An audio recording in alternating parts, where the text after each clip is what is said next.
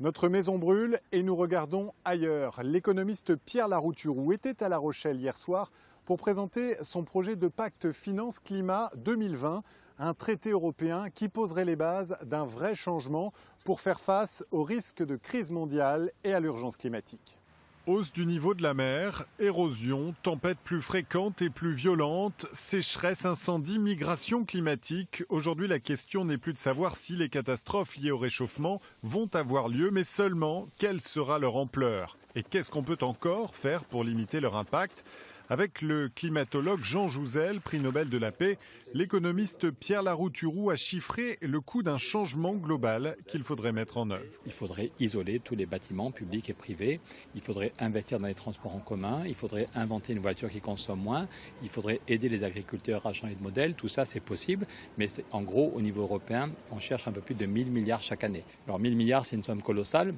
Mais souvenez-vous, en 2008, quand il y a eu une crise financière, la Banque centrale européenne a créé 1000 milliards en quelques semaines pour sauver les banques. Faire tourner la planche à billets, soit, mais comment faire passer cet argent de la spéculation à la transformation de notre système ? Pierre Larouturou propose de créer une banque du climat chargée de financer à hauteur de 2% de leur PIB chaque pays.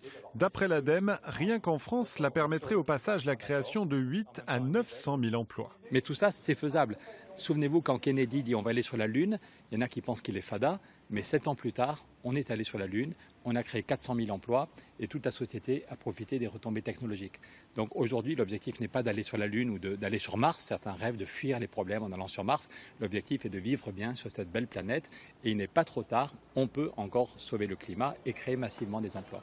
Reste à convaincre les gouvernants de cette urgence et c'est là que peuvent intervenir les peuples, la rue qui déjà ces jours-ci défile pour le climat. Je pense qu'on est dans un moment où la société civile peut pousser les dirigeants au courage.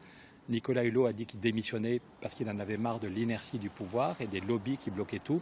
Je crois qu'il faut qu'il y ait un lobby citoyen en mettant de l'intelligence, en mettant de la bienveillance, de la joie, mais je pense qu'on a quelques mois pour gagner le combat.